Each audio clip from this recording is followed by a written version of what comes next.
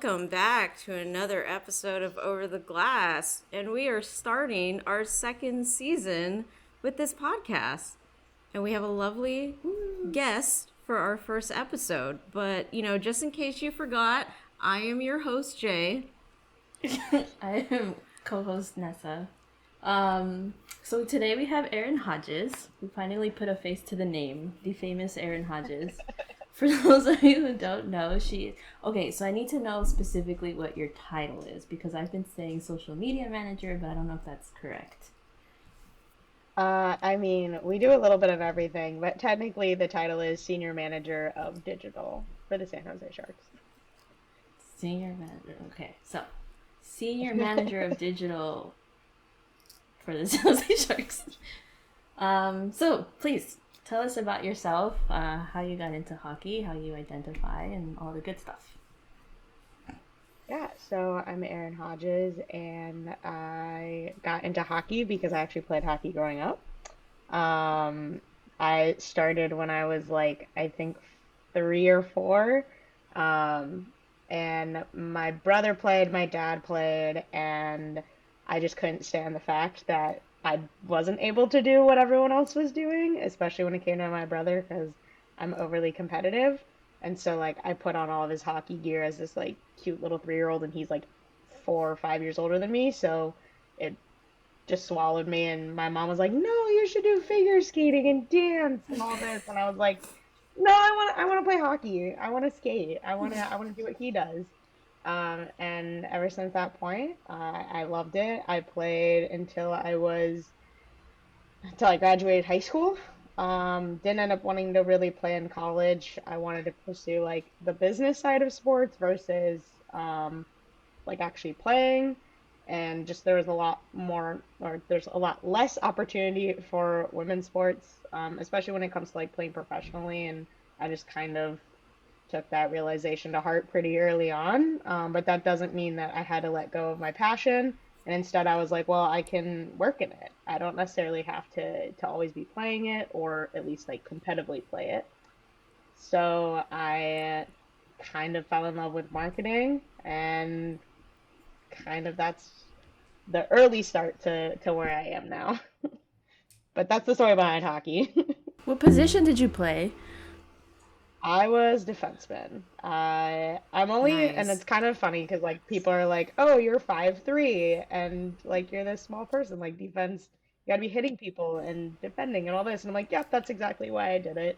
I was always I was the enforcer. I played on an all guys hockey team for up until I was honestly in high school because again, girls hockey really didn't start growing until a lot later than people thought. So I was always just the girl with the ponytail and braids hanging out of her helmet, and it was always more amusing to me whenever I would hit people. They you could hear the parents from the stands being like, "That's a girl, what the heck?" And the kids the coaches and always they would always be like, "You gotta hit her, come on!" And that really just fueled my fire more than scared me. But those were always the fun moments for me. And again, it's such a great sport, and I think now I love seeing the development of girls hockey. I love seeing where it's come. I know that maybe I played a very small part in that, through just being able to play and wanting it to be a better sport for women. So definitely exciting to see where it can go in the future. But yeah, I just love hockey so much. That's so funny. I feel like I went through some similar experiences playing soccer growing up. Where I was always the only girl playing. And it's like, "Oh, that girl, she's doing so much better than you. Oh, she just begged you," or all this, and it's like, yeah. When I spent some time playing in a women's league, I just realized, oh yeah, the mentality is so much different in here, and sometimes people didn't like the way that I played just because I had to play on a co-ed team where you kind of if I play this way, I'm not gonna get anything done, and so I kind of like hearing those stories of other people who played And then in those. people see my personality, and they're like, Mm-hmm. "Yeah, that checks out. That Yeah. checks out." I feel like with each new guest, we're like building up our own little hockey team here. Hmm. I think you're the first defenseman to come on. No. I think Erin would probably be our coach, though. She has way more experience Oh than no. either of us Oh do. no. I could be I like equipment assistant. I don't think I could ever. So like I was like a student coach here and there. It's not my jam. I love teaching people, but I don't have Hmm. the patience. Especially if like people are just starting out. I can really try, but it's definitely a challenge for me, and I own that. And people are always like, "Come on, just like be nice, have some patience." And I'm like, it's really not my thing. That's funny. I love teaching the game of hockey to people. What I don't like doing is teaching someone how to skate just because Okay, so that I yeah, don't that I can I teach the don't game. actually know how to teach you that. Like I grew up roller skating to rollerblading to ice skating. Like it's kind of just muscle memory. And I remember I Yeah. took a friend of mine for the first time ice skating, but the way that he talked about his experience, like he's like, "Oh, I grew up playing street hockey," and in my mind, I'm like, "Oh yeah, on rollerblades, uh huh." And then the moment we stepped out on the ice, he was like clinging to the side of the boards, and I was just like, "Oh no! Like what are we doing here?" Spent the whole day like trying to teach him just how to like stand on his own feet and try to do like the one skate stop, Oh and yeah. it's spent the whole hour just trying to teach him that one thing, and I'm like, I'm sorry, I didn't realize I was gonna have to like really give you a basic 101 on how to ice skate. I just thought we were transitioning from rollerblades to ice. Like didn't realize we were like I was gonna have to teach you how to skate altogether. um so you gave us a little history about, obviously you grew up playing the sport, just being just captivated by sports in general, and you talked a little bit about the realization. I mean, we can see right now in the women's side of hockey, it's there's a big shift happening right now, and there's a lot of opinions and a lot of feelings going on, and so you kind of realize that. And so, but you still felt that, I wanted to stay in this kind of business. And so, is that in a way kind of just how it motivated you to get into the digital communications side of covering sports? Pretty much. It's funny because it started in high school. I didn't really know what I wanted to do, or at least it changed. Um, I was a big science and health nerd, and like I aced all my science classes. I loved it so much. Like I thought I was going to be a doctor, and I thought I wanted to do sports medicine. So like I was the student athletic trainer. I had done stuff at like hospitals, and I really thought that I was going to become like this orthopedic sports surgeon. That was my dream. And then junior year came, and I started taking this marketing class and like a marketing club that was super popular at my high school. And you have different categories. One of them was obviously sports and entertainment. So kind of started there, and I just fell in love with this like concept of business and marketing of sports. And then I ended up being really good at it. um, they have this like international competition thing that I've made both my junior and senior year, and just I had all these people telling me like you're really good at this, you understand business and you understand like marketing and people, like you should do something with this. And it sounded a little bit more enjoyable than the doctor route after a while, especially when it came to like great 7, 10 plus years of college and this and that. I was like, you know what, maybe that's not really my thing. And it wasn't as people oriented as I really wanted it to be. Obviously, you get to help people, and that's one aspect. But I love the communication and being able to like work with people, not necessarily just like helping them. Um, so I just literally did like a complete 360 on what I wanted to do, and ended up not applying to any schools with like medical schools or anything like that. I changed it, and my parents were like freaking out. They're like, "Wait, what's going on?" And I was like, "I just don't want to be a doctor anymore." Um, but I never intended like hockey specifically. I knew that that's what I loved. But I was very open to any sports.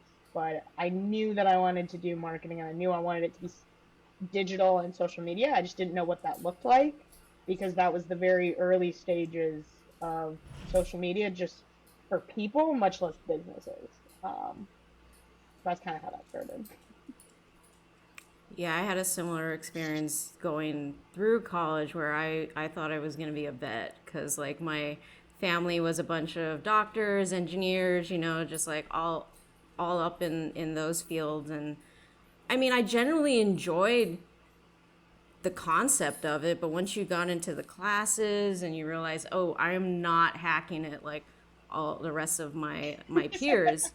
And I had a roommate in my, I think my, yeah, my sophomore year, going into my junior year, who was doing digital media, and I found myself enjoying what she was doing more than all of, like, the textbook and like grind that I had to do. And so I made that transition, which like my mom was fine with, but my relatives who were paying for my school were not fine with, because all of those like classes I already taken, like, well, all of that, that doesn't apply to this new major. But I don't know, like, you just kind of have to follow your heart, which is sounds like what you ended up doing.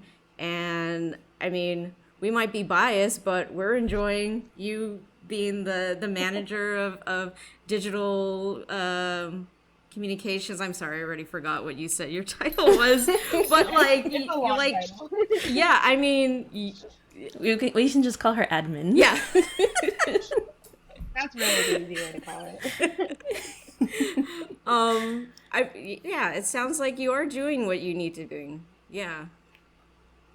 Yeah, I mean ultimately I got very, I don't want to say lucky by any means, but I got into a very specialized program at the college I went to, which was NYU, for sports marketing, and I just really got to explore the different avenues of what that really meant, because I really don't think people understand, like, yes, they see this like glitzy social side, but there's also, you have the communications and PR, you have more of like that e-commerce and product side, you have business development and partnerships, you have sales. Like, there's a lot of different things behind the business of sports, and uh, I just kind of, over time, through the different experiences, really just fell in love with the digital marketing and social media, and kind of knew that that's which aspect I liked, and so I wanted to try and find the jobs that entailed that. So, how exactly did you come to be the Sharks admin? The short version or the long version? Whatever you feel comfortable telling. I am intrigued either way. So I mean, kind of like I said, in college, I did a lot of internships with different sports teams, and leagues, from like the NWHL before it even turned to PHF. I did digital marketing in like their very, very first inaugural season, to the Olympics, to the agency side, to even the Colorado Avalanche, which was like the hockey aspect, to my college. But I graduated in December of this of my school year, and so what that meant was, like, it was like a very slow period for different sports jobs during that time. And I never really wanted to settle with my job. I knew what experience I had, I knew what I could bring to the table, so I didn't really want another internship after having like six or seven coming out of college. I was like, I want a full-time job, and I need a full-time job because I need to get paid. Um, and so I ultimately actually went to like the fitness side of things first, to deal with different athletes in that realm, as well as running the accounts of bodybuilding.com, which amassed like over 9 million plus followers across all the different accounts. So it was very massive. It was a huge opportunity, and I loved it. Stayed in the fitness industry for a little bit, but I always knew I wanted to come back to sports. Ultimately, kind of, I guess, like, broke back into the sports industry. That's the term people like to call it, with the Tampa Bay Rays in baseball. Did the World Series run in 2020 during the COVID year, and then got the opportunity to go to the Colorado Rockies, out in Denver. Was there for another couple of years, and then I always had like my eye on hockey. I knew that was kind of the thing. But again, I never wanted to settle with any of my jobs. I knew that I wanted to love it before ever jumping into hockey, because I never wanted to hate it. Um, it's very easy, especially in sports, to very much dislike your job. You gotta love it, to do it every single day. So I would just stay patient, as impatient as I am. And the role with the Sharks opened up, and I so luckily got it, and now I'm kind of here. So hopefully that was the short 5 minute career of Erin Hodges. Wait, so you've lived like all over the country, I right? have lived Or in that's what so it many sounds like. places. I do not want to move. Yeah, I don't want to move again. I really don't. But where are you from originally? Yeah, I'm originally from Omaha, Nebraska. Yeah, Oh, interesting. There's like nothing there. pretty much. You have the College World Series, baseball, college baseball. But like, did you? That's true. Did you have a favorite hockey team growing up? It was split between the Colorado Avalanche and the Chicago Blackhawks. I only say Chicago because I played travel hockey, so we went to Chicago and the suburbs of Chicago pretty much every single winter for months on end. That was our the big state to go to for travel hockey. A little bit of St. Louis, but I wouldn't say like I ever really called myself a fan. So yeah, Avs and uh, Blackhawks were the two closest. I approve of the abs.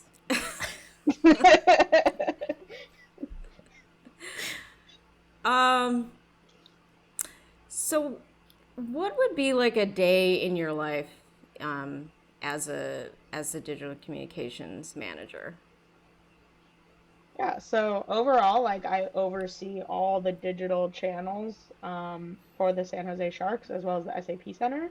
So what that pretty much entails is obviously the social media channels and platforms, as well as our entire website or websites. So you have obviously Sharks, you have SAP Center, and then you have the ice rinks. So like Sharks Ice. So all those different sites, and then the mobile app, everything that goes into the different pieces of content for the mobile app and setting up those different experiences. And then, of course, like I said, you have the SAP Center side of things, so all the events and entertainment even beyond the Sharks games. And then, yeah, I think that's pretty much it. A little bit. I don't Oh, do. is that Everyone it? thinks I do food. Yeah, is that it? I don't really do too much on the CUDA. Like they have their own digital content and marketing team on their side, but we do try to collaborate and make sure that we're all on the same page as well as help out if needed. But for the most part, they're very self-sufficient. That's crazy. I thought you were like specifically in charge of the social media accounts for the sharks, and that was it. That's what. No. That's wild. That's a lot. That is probably like the big chunk. That probably takes up most of my time on a given day. But also making sure that everything else is up to date, and it makes it pretty easy because they do all have to align in order to fully integrate like our digital strategy. Um, but I think like social media takes up 75%, and then you have the other two splitting up the other 25% of my time. Do you have a favorite platform? Um, So, in terms of what I enjoy, like making content for, I love TikTok. I just think it's more my style in terms of like what voice we have, the fun content you can create. It's a little less structured and formal all the time, and we can really just explore different avenues to share the different things our organization cares about.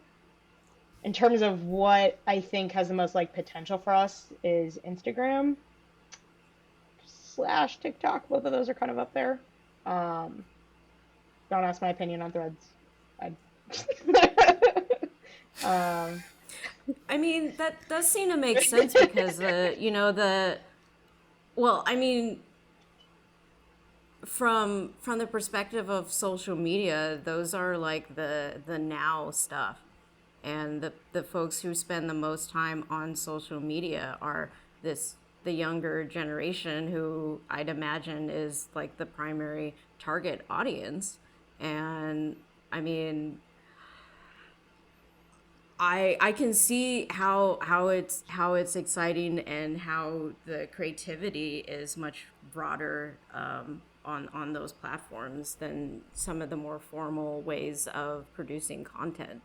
But I mean, we've definitely seen a shift since you've come on board. Like the Sharks just platform is just has this brand new exciting identity. So kudos. It was okay. I don't mean to be mean. Or I'm not tooting your horn here or anything. Oh I'm being no. real.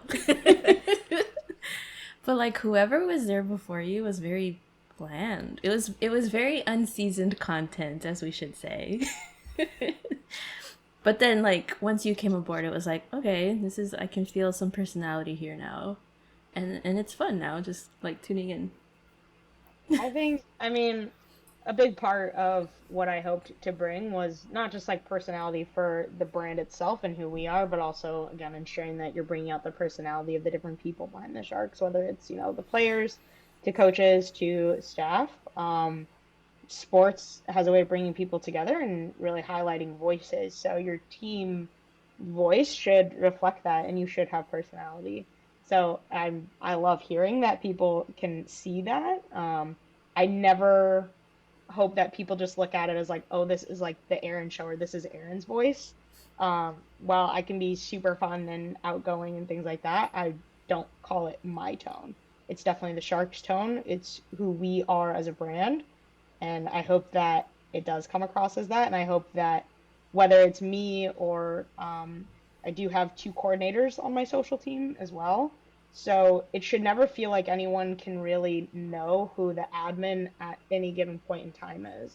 Whether it's Mhm. Twitter or any of our other platforms, we should all be able to emulate that same Sharks voice, um, which a lot of teams can have a challenge with. But I'm really happy with where our group has been able to get to, and again, I just love hearing that people can see that kind of personality to who the Sharks are.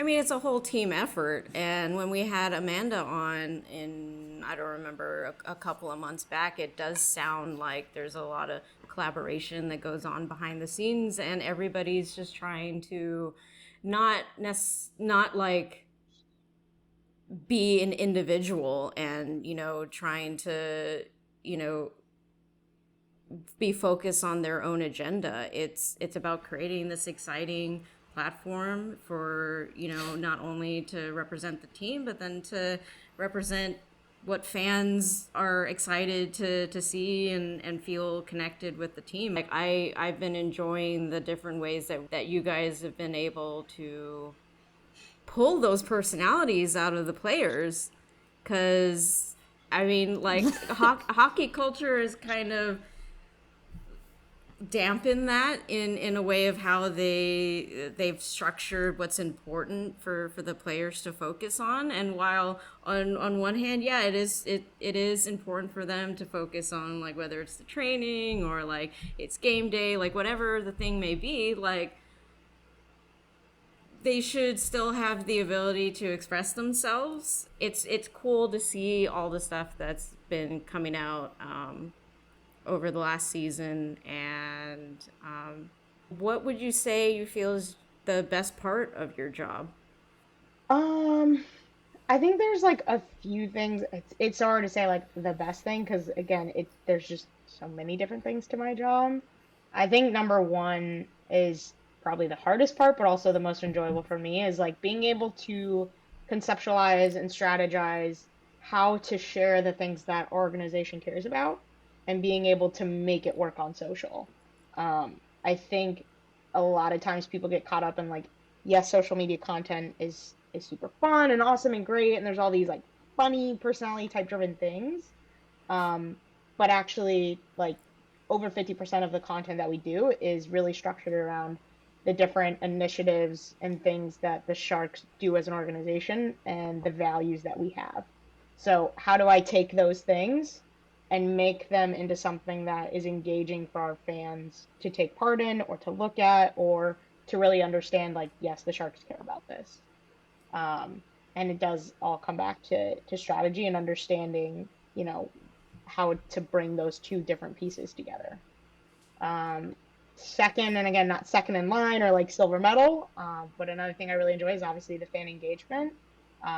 It's a big part of our strategy is, fans are the lifeline to who we are. And so whether it's communicating with them or just replying back to them or finding ways to make sure that whatever our content is engaging to the fans and getting them to talk back to us, uh, it's really just it's so much fun, and just seeing people light up or seeing how happy they are from like a simple Twitter reply or a comment back.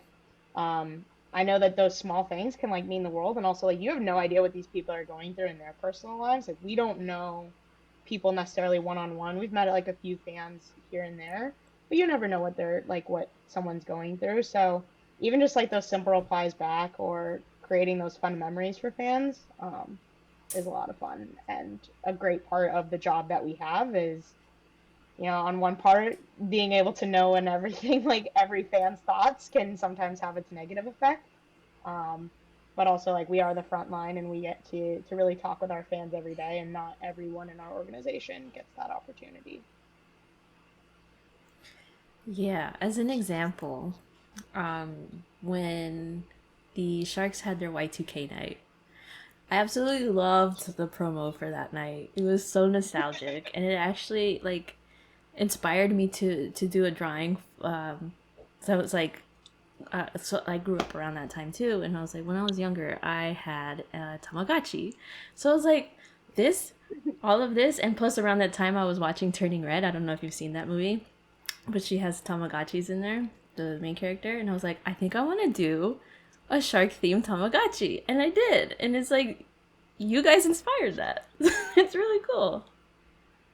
I mean, what's like fun about that, is again, you just have this opportunity to be super creative, to again bring these initiatives to life in very fun and unique ways. And we went to town on that one just because all of us were 90s babies. So we all just like came together and we're like, we're probably going to over create the amount of content we need to for this night, but also that's such a positive thing for the Sharks and It, how we it was can so really, much fun.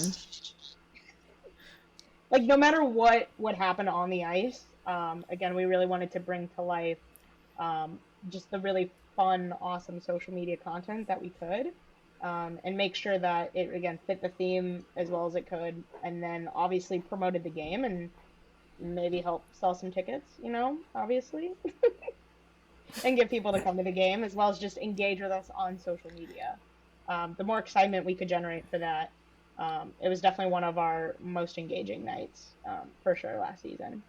It was a good job. um, Everyone asked, like, what was your favorite piece of content for Y2K? And I was like, obviously the Shark Beat magazine. That idea, I want to say we thought about it at lunch. Like, some kid had a magazine, and we were like, wait a minute, what if we made one? And it was my worst Photoshop, but it was also the best Photoshop I've ever done in my life. Um, and it came together so fast. We were just like, wait, what about this idea? And what if we had this quiz? And there were a lot of things that we actually wanted to do, like real life, as a part of that magazine, and we didn't have the turnaround time to do it. So stay tuned for next season, is all I'm gonna say. yes, if you guys actually get the quiz together. You can talk to Nessa about We, dreaming big and then having to downsize. yeah, That's we dream that's big a always my lot. problem. We dream big a lot, and that's totally fine. I would rather my team dream big and come up with these incredible, awesome ideas, and either A, be able to execute them, or B, find a way to still make it work in the capacity that we have. Um, so always dream big. But yeah, if we had an extra week, maybe 2 weeks on the time frame that we initially had for that one, we probably could have had the quiz actually be a quiz. Yes, I'm definitely gonna look out for that.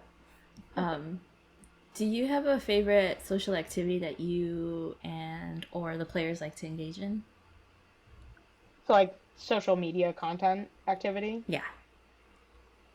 Um, Like, do they I don't know like if the it's videos you do with the questions, or do they kind of hate so yeah, those? that was I think it depends on the day. What I try to do with those is either A, make them very relevant to something, versus just feeling like I'm asking them these random questions all the time, as well as not overdoing it.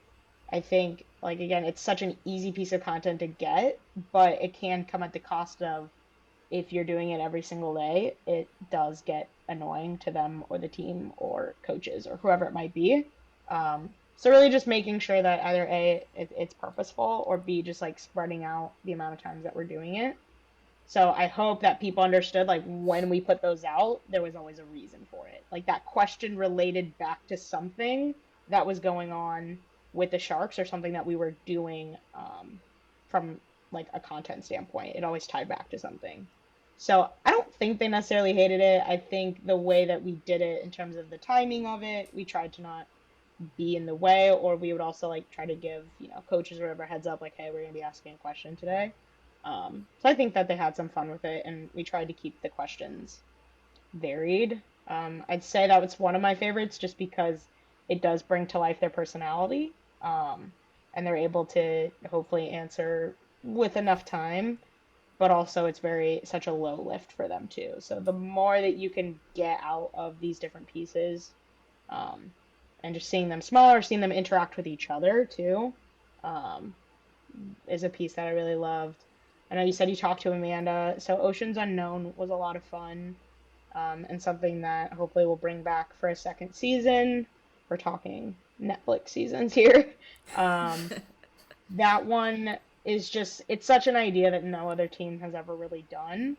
Um, and so just really trying to hone in on, again, the reasons why we're doing it, the stories we want to tell with it, um, and finding the right places and things that the players actually want to talk about or the things the players enjoy. That is really the key to Oceans Unknown. And so if we don't have those, um, just reminding us not to force it either, because that content works when it's very authentic. Um, but I think in terms of personality and what players enjoy is at first they're a little iffy. They're like, I don't want to be like the star. I want to go do this photo shoot. Like it feels very grand to them. Like I have to have this whole photo shoot. Um, but once we kind of get them to understand, like we're doing like the interview for like different questions to get to know them, to like it's very them driven, and every scene, every setting, if you notice there was like a purpose behind it, you're starting to get a theme of how I create content. Um, that they start to see, oh, okay, this was for me. This isn't just like they could copy and paste some other player into this. This was meant for me.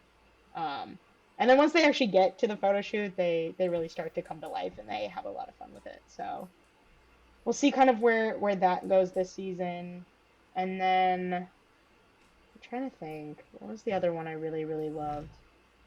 I think last year Marlowe was a good one.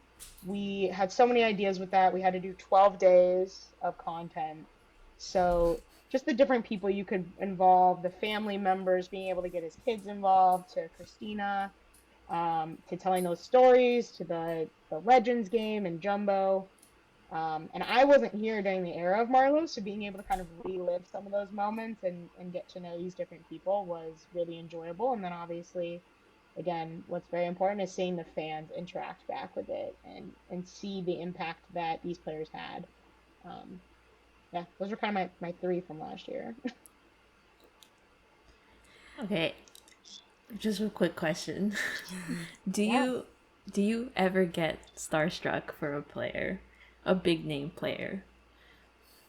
I don't really think starstruck. I think one, and I say that because like when you're in this type of role and over time, like from the very beginning, you are just ingrained in you, like this is a professional setting and this is your job. And if you do act in any sort of way that goes against that, like you cannot have this job.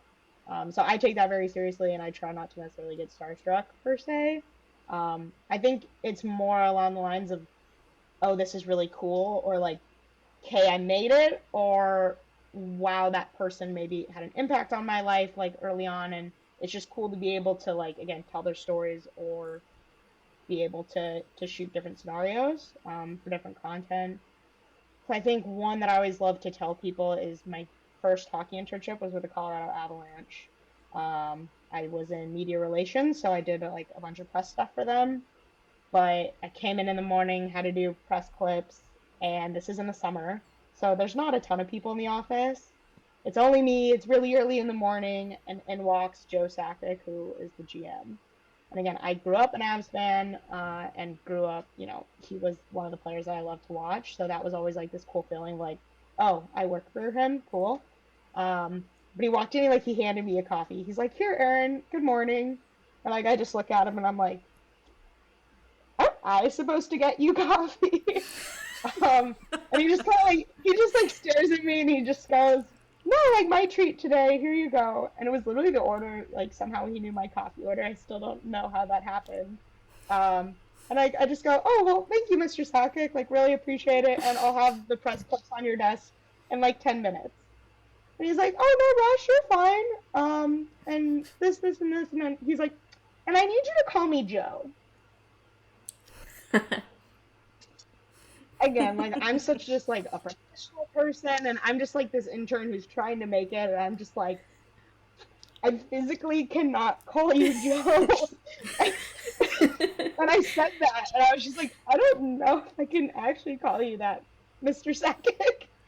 And he goes, well, your challenge for this summer is you're gonna call me Joe. And I literally had to like tell my boss, I was like, you ever hear me call him Joe? I swear he wants to be called Joe. And he's just one of those super funny, but also just down to earth moments that a lot of people don't understand. But like from both the business side to again that just different culture of people, and as someone who, you idolize people in a way, was just like that really funny moment of like, okay, yep, I've made it in life.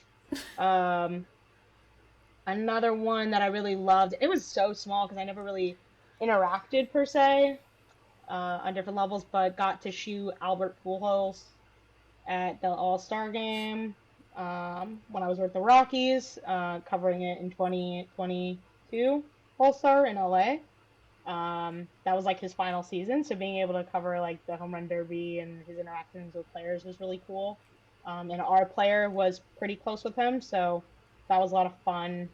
And then that same All-Star game, a player had come up to me and was like, "Hey, can you like take a picture of like me and my family would like love it on like a professional camera versus just my iPhone." And like I wasn't necessarily supposed to like be in this area. I was just like covering my own guy and I was like trying to stay like in the corner and he still like came over to me and I was just like, sure, you're, oh, this person. Oh, I can't say no, so I have to do this. Not sure how this is gonna work, but you can't say no, so you just like do it and you're like, I'm gonna figure this out and then I'm gonna go talk to your social person because I need to get this to you. So it was just like again, those funny moments of you're never really starstruck, you understand like your job, but it doesn't mean that it isn't meaningful to you. And that the people these athletes are just like you and me, and a lot of them are on these pedestals, but they are really great humans, and it's just very much a joy to be able to work with them and tell their stories. I think we can definitely relate when we're, as I mentioned, we're in our second season of this podcast. And when we started out, we weren't really doing anything outside of being hockey fans.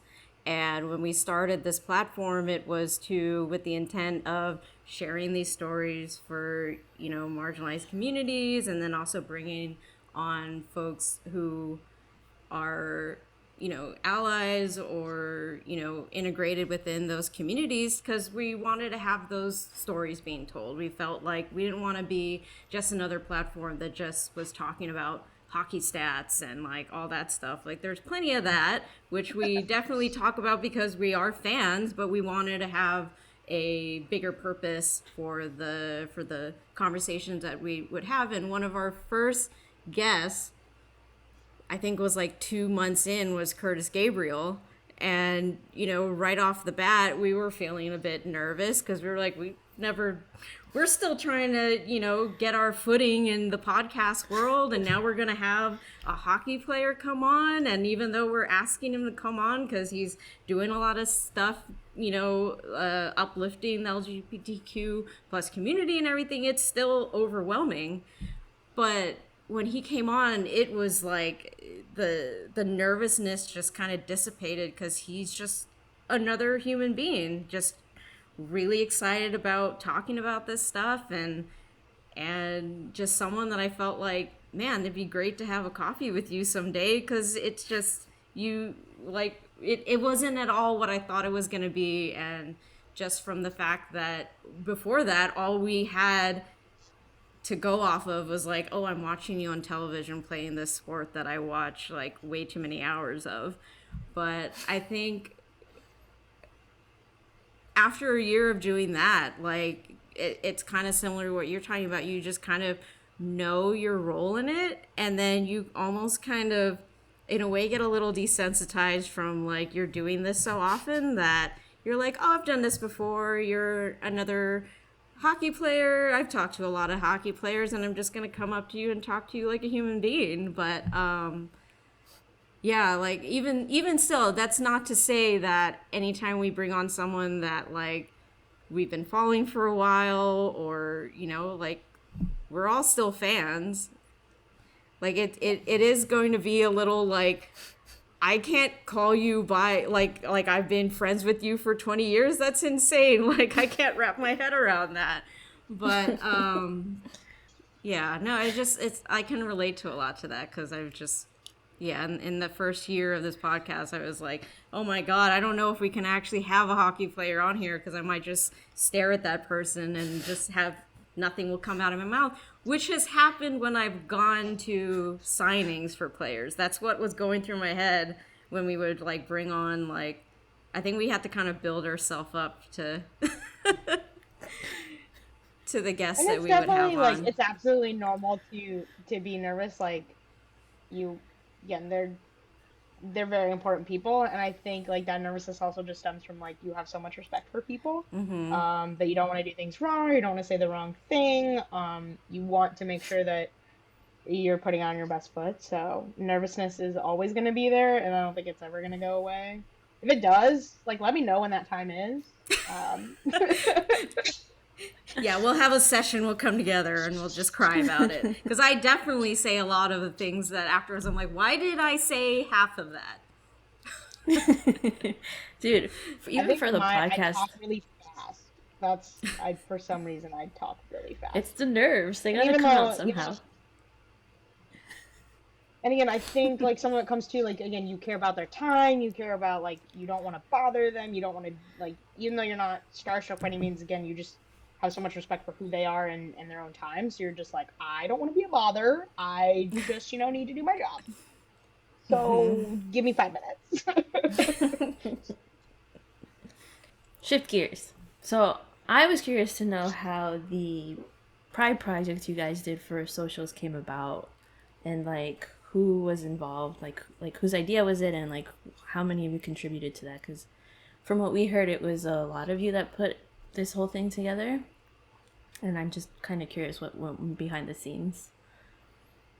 Yeah, so the Pride Project, as you so eloquently put, in a nice way, is, I'm assuming you're meaning the particular Twitter night for Pride. Yeah. So that was my idea, but again, so many people had to collaborate with it. But in terms of how that came about, was the opportunity and how much the Sharks care about the LGBTQ plus community, to the different events that we were putting on, to just this very special night, was how do I emulate that on social? How can I really show how much we care, and how can I make an impact in our own way? What can make an impact on social, and how can the discussion both be educational, informational, as well as, again, super fun and engaging for fans. So initially, and quite frankly, I don't necessarily remember all the original ideas we had, but I wasn't super in love with it. And so I just kept thinking as we got closer, I was just like, this isn't enough for us. This doesn't speak sharks to me, and it doesn't really show how much I think we as an organization again care, in its most simple terms. So I just continuously just thought like, how do we really make an impact, or how do we take a stance? Especially with where, different Pride nights were last year in the NHL and how they were going, it was really an opportunity for us. I was like, wait a minute, this is the what everyone else is having to go through right now is not what we have to go through. Very, whether people say luckily or whatever it might be, but I was like, that's not us. How do we do like the opposite of what everyone else is doing? Because that's who we are, is the exact opposite. So it started to come about, and I was just like, well, how can we show how much we care? How can we educate people? How can we take that stance? And I was like, well, what if we quite literally stopped tweeting about hockey? What if we did? Like, what would that look like?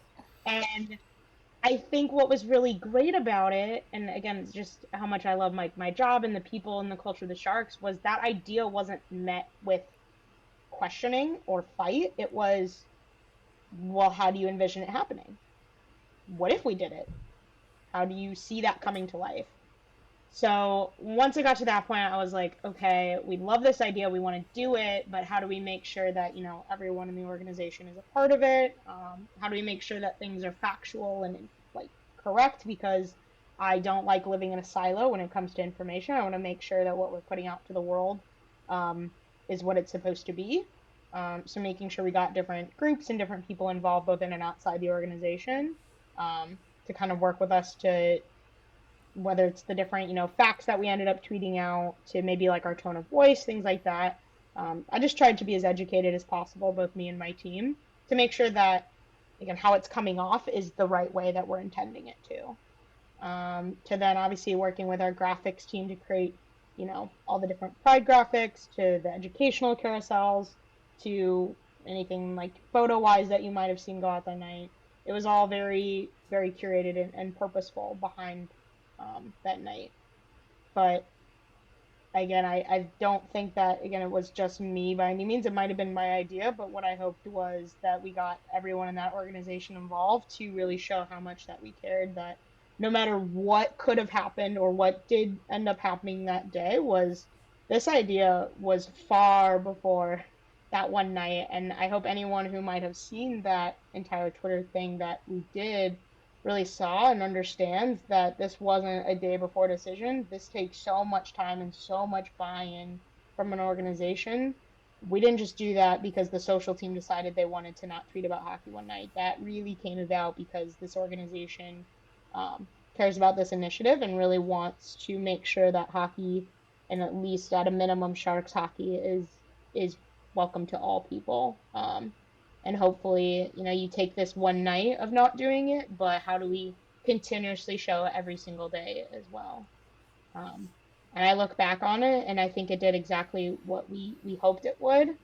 It brought a lot of attention, and while I'm thrilled about that, I just hope that the impact is still there to always remind people. I believe it was in our, um, kind of our statement at the beginning, is like, hockey doesn't really feel like it's for everyone right now. And we hope that it can be. So these are the things that we're going to do to try to bring that to life. Sorry, that was super long-winded. No, you're good. That was, thank you. That's what I was kind of looking for. So I didn't initially see it because I was at the game. I was actually invited.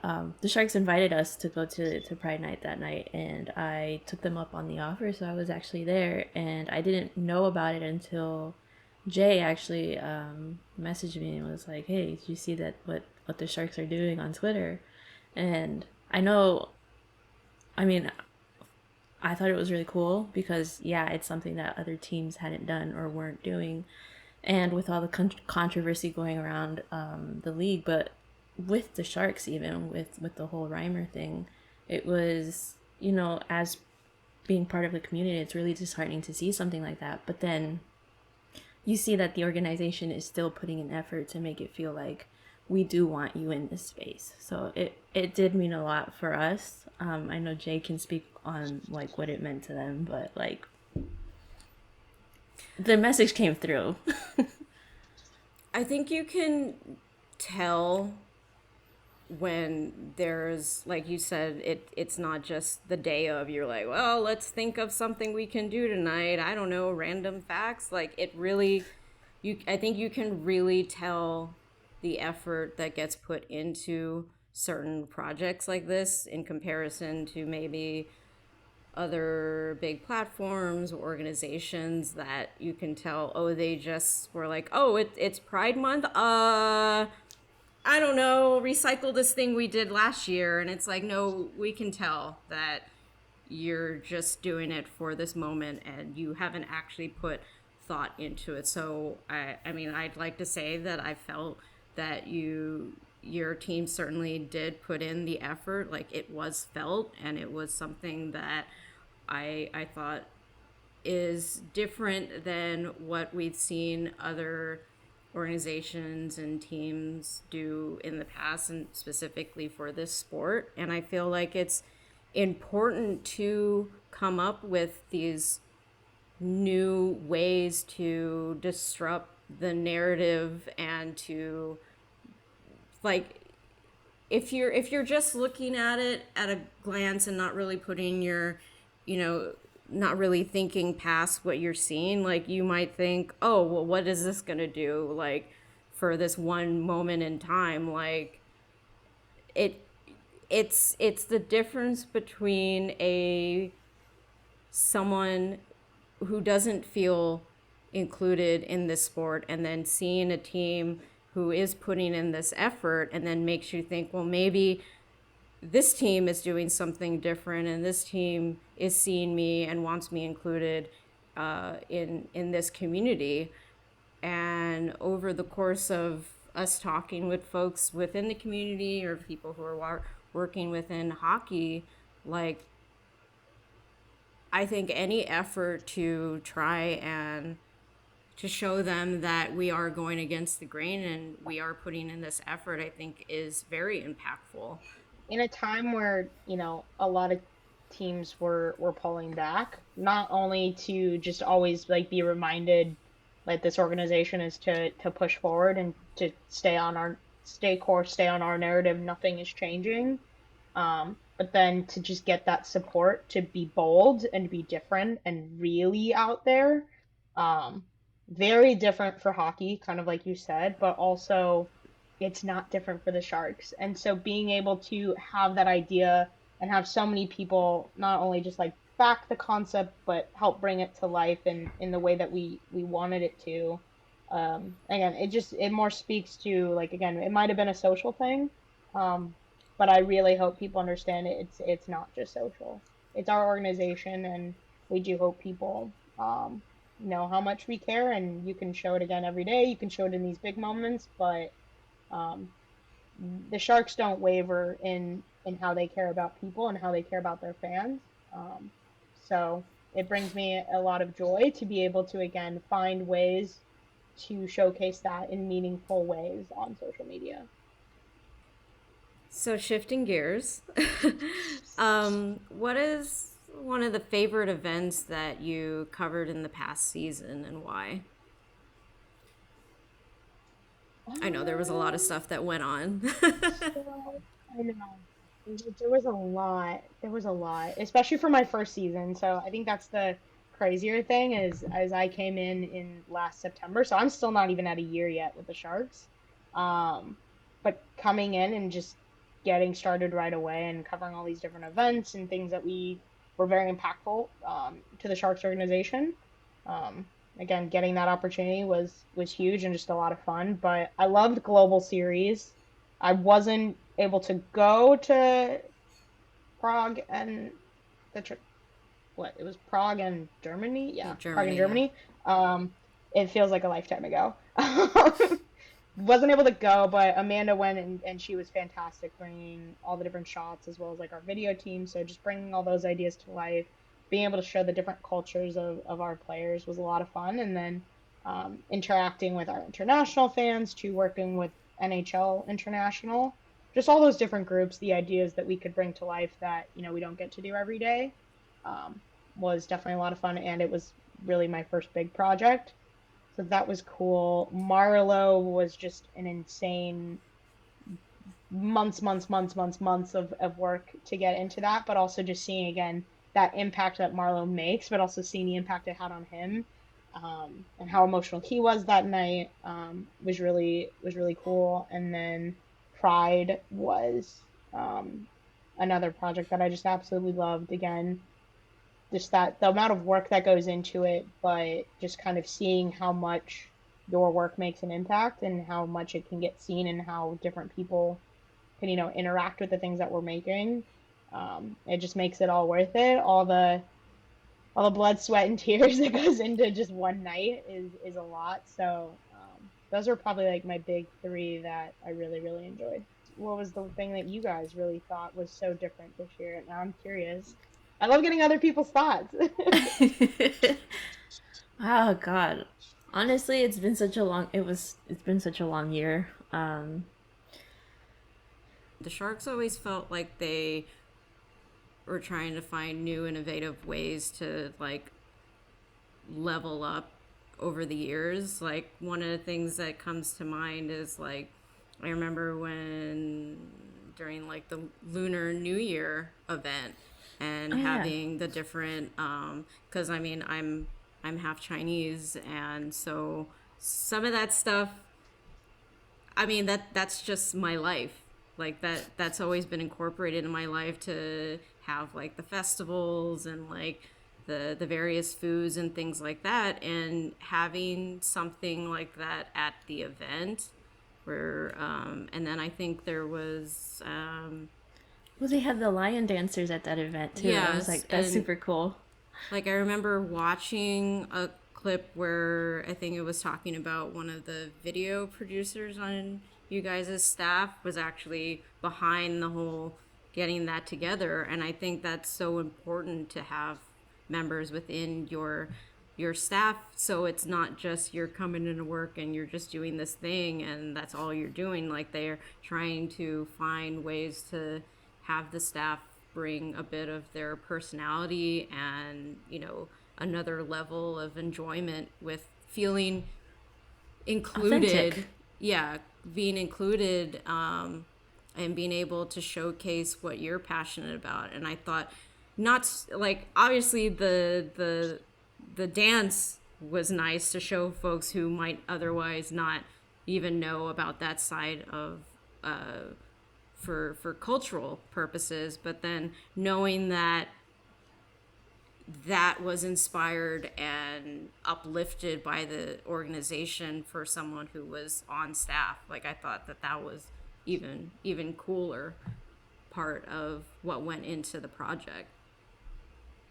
So I just think in general, like the events and the ways that those come about, I think as someone who is creative and wants to find ways to showcase parts of who I am, and so that folks who might listen to this podcast or watch it, that they can see themselves in this sport. So I guess it's hard to really pinpoint as much as I'm like able to just look at it like as a whole and see the different ways that the organization went about showcasing all the different theme nights. And going back to the project, the Oceans Unknown, just the ways that ideas like that were incorporated to really showcase the personality of everyone within the organization. Yeah. Just cosign. No. No, but yes. It's so nice to see a lot of these events feel or they feel authentic. Like some of them could use a little work, but there are moments when the ones that really stick out, it really feels like okay, they really put a lot of thought into this one. And like for the Lunar New Year one that Jay's talking about, like it did feel authentic. I feel like for me, Hispanic Heritage Night is always something I look forward to, but to me, it always feels like it's very centered around Mexican culture only. And so maybe I'm being critical here, but I'm like, it's Hispanic Heritage Night. You can include other, cultures within that. But even still, with what is done there, you can still feel how authentic it feels to, the community in San Jose. I think with all of them, like again, I know that I'm only in my first year, but every single year, kind of like you said, it is just about getting better and understanding, our fans and the things that they care about, as well as again showcasing how much the Sharks really care about different people and the diversity in the sport. So I know that, no team is ever perfect at any one time, but each year just continuously getting better, each year finding, new and way of ways to bring these people to the sport of hockey. Um, it's just exciting and it's cool to see. And so, I mean, give all the feedback at any given point in time because I think it just only makes any organization better and it makes these nights more impactful. Um, as critical or good feedback that can be had. No shade, just being real. Okay. Again, no, I think what's hard is like don't ever say it's like shake because like again, no organization is perfect. It's very hard to make everyone happy. Um, but I think our goal is to again can keep getting better and to make sure that at the end of the day, hockey can be inviting to everybody, and we hope that through these nights we're able to kind of like showcase that.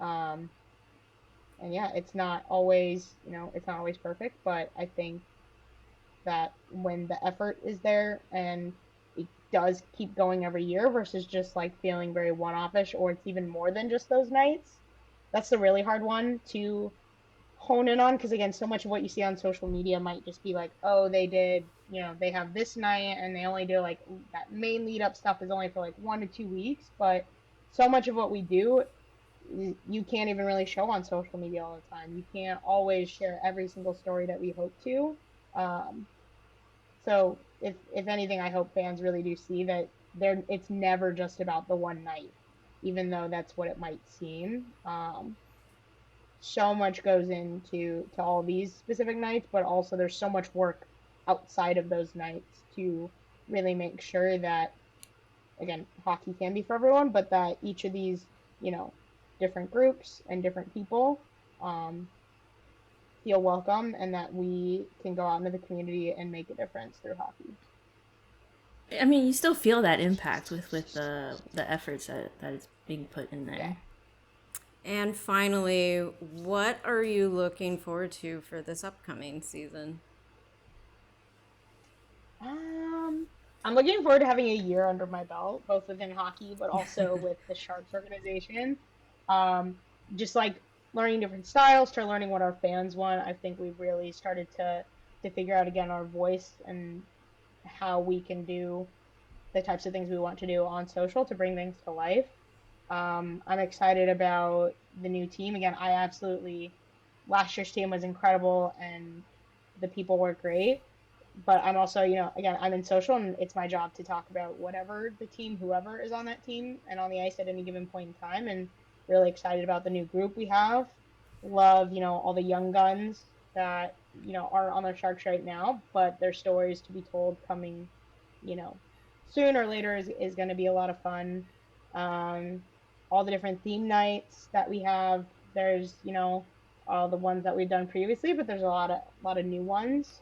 So hope you guys saw like the promo schedule, at least our first half promo schedule, and when the second half one comes out, I think fans are really going to enjoy it and just kind of bringing those different things to life. And then, kind of like I said earlier, there's a lot of content and a lot of content ideas that we've had sitting on the back burner, and we're just excited to see what we can do to finally bring those to the forefront and really allow fans to get a closer look at, their team in a different way that you can't get anywhere else from either any other team or just with, anyone in sports at all. So there's a lot of fun stuff to come this year and honestly I'm just excited to get it rolling.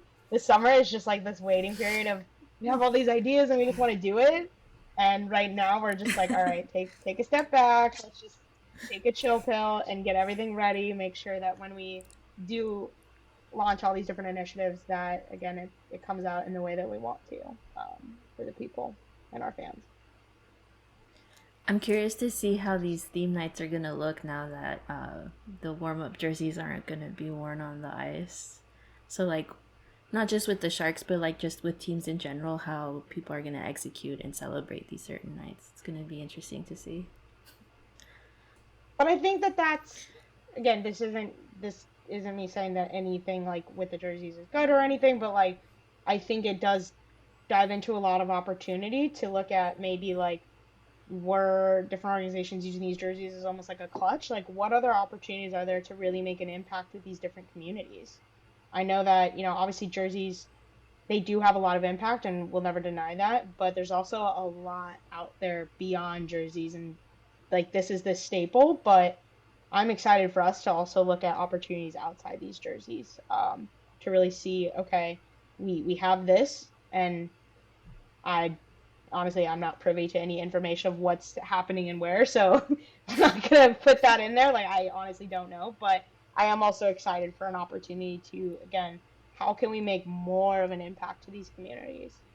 Um, and when we integrate these jerseys or when we integrate other new things, I think that it's going to surprise a lot of people what, organizations and teams can do to again showcase how much they care, but also genuinely impact these different communities.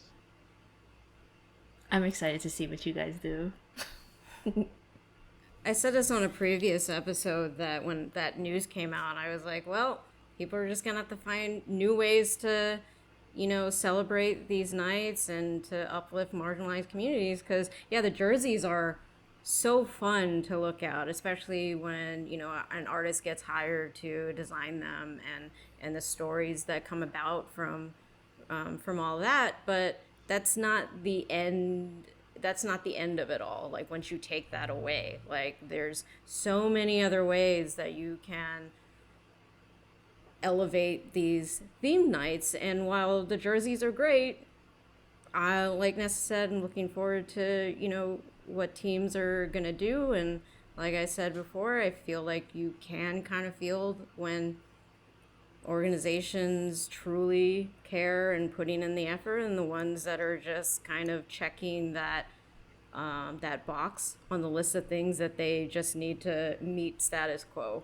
So, but I mean, as a whole, I'm excited for the upcoming season. There's been a lot going on already since, like, just since the season ended, and then with the draft and everything, like, yeah, that's what I'm looking forward to. Just all the new faces. Like, you guys have your hands covered with showing us these new personalities that are coming onto the team. Oh, I'm so excited. I just remembered like all of the moves that just happened this offseason. Mm-hmm. It's gonna be great. Even if I think it's team... like I think it's 12, I believe, because of course the Sharks, of course, it's number 12. I believe so. If my last count and our free agency article adds up, I believe it was 12. So it's definitely like, and that's again whether those people are on Sharks or CUDA or wherever that's not my department. I just know that we have 12 new people that were signed. But no, again, like that's those crazy. New voices and those new people and new talent onto the ice and new people to introduce to fans. I know as hard as it is, because again, so many fans like get attached to different people. I know how hard it is to lose people, and it sucks for us too, because we start to get to know them. We produce all this content, we get fans really excited about all these people, and then they go away, and we're like, no. But are you referring to Lawrence? That one was hard. He's genuinely was just so nice to everybody. He was great for content. He was just a great human. That one was hard, and we were just like, wait a minute, you can't do that. But at the same time, But at the same time, we were just saying there in the end, like we just deal with it, and you're like, all right, well, now we have all these new names and different people. Then you look into them, and you're like, wait, like yes, we lose someone, but we're also gaining someone too. And to be able to tell new stories and share fans like this new team, is really just a joy too. Even if it is hard to say goodbye to a lot of people that we care about too.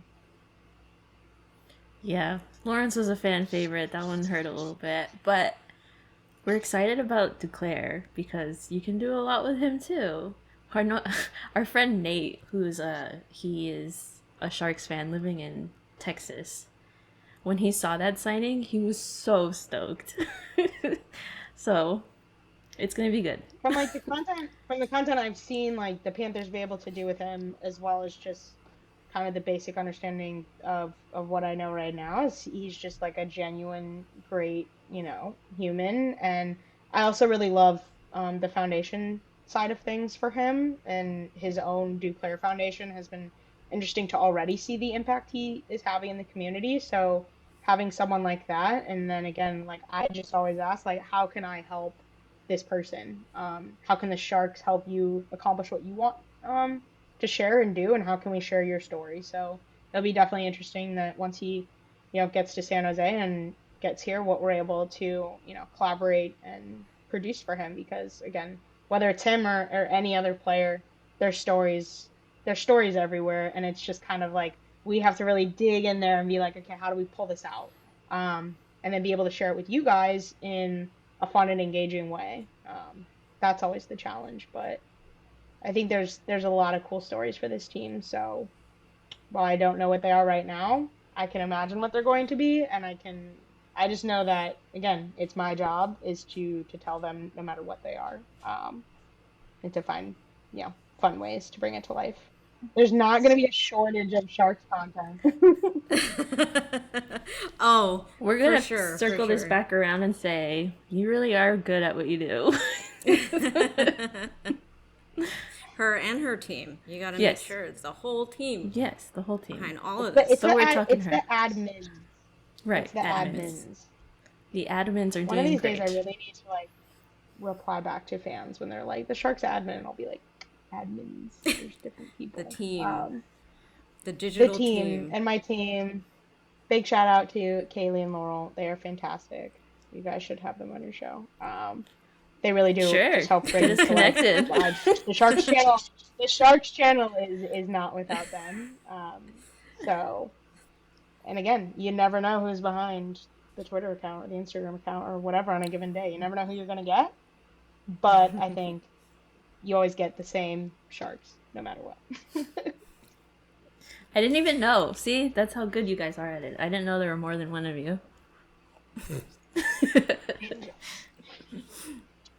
All right. Thank you so much, Erin, for coming on today. It was a lovely time chatting with you. And until next time, I am your host, Jay. I'm Nessa. Thanks for joining us. Take care, everybody. Thanks, All Bye. right. guys.